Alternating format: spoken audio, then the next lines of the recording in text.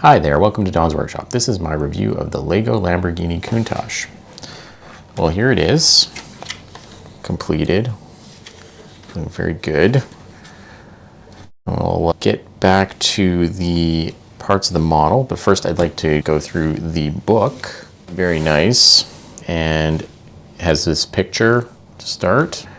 I believe this is the 1985 one. We'll see that in a bit. If you were a teenager in the 1980s, chances are you would recognize the silhouette of the Lamborghini Countach from a mile away. You might even still have a poster of it stashed away somewhere or proudly on display.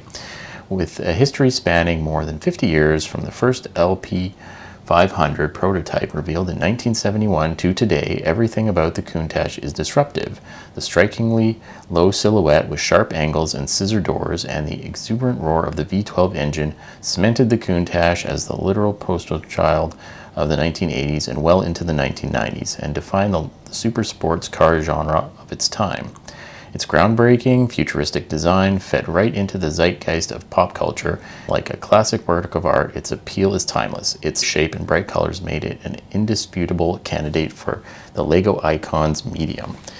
Indeed, it works very well for building in Lego.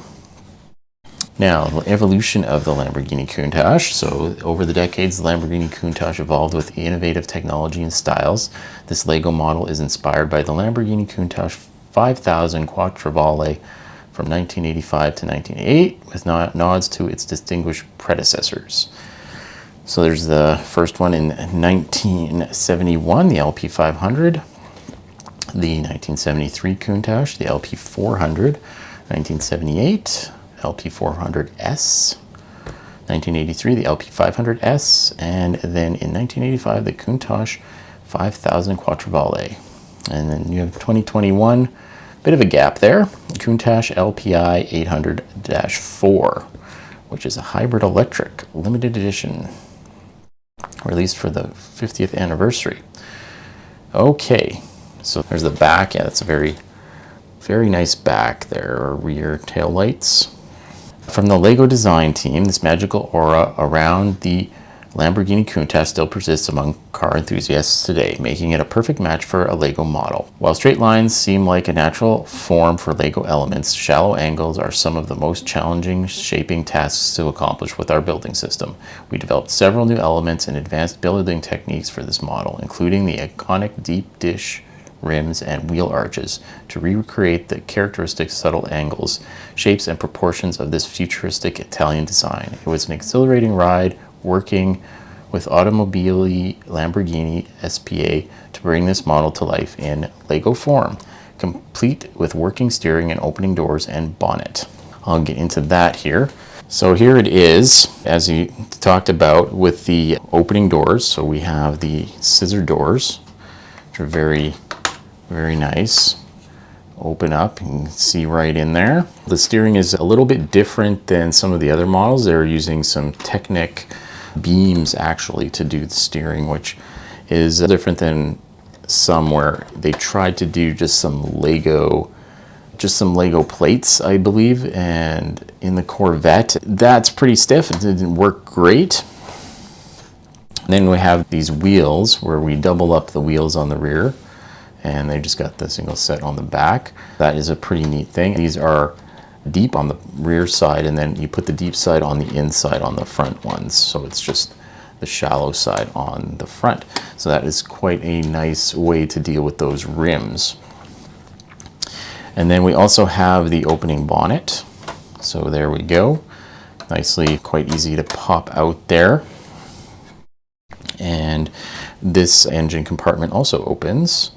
A little stiff getting that open, but yeah, there you go. You can see right into the engine compartment. Nice, the nice V12 engine in there with a lot of details on that. Also have the big rear spoiler.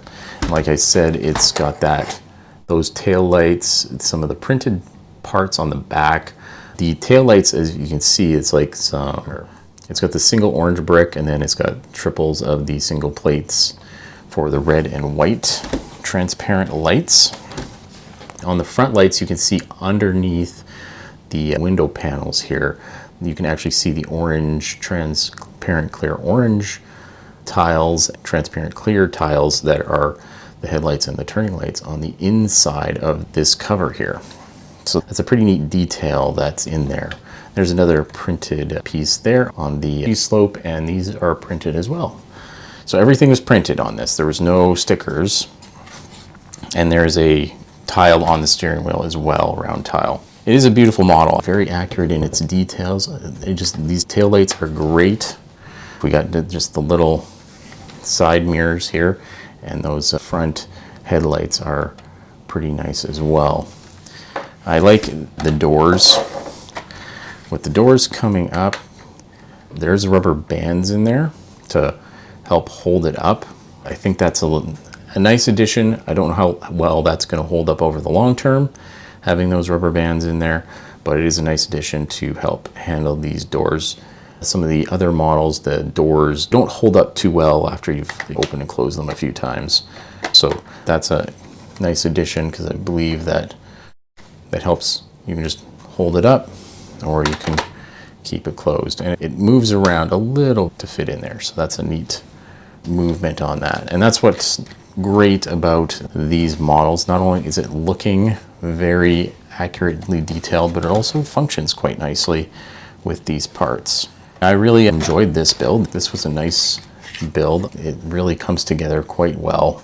I like how you build up from the base, as is tends to be usual for these Lego car models, and it's quite good. And you like the tailpipes back there. They're pretty nice too. Anyway, I really enjoyed that. If you'd like to see me do some more building, please subscribe. Thank you for watching, and take it easy.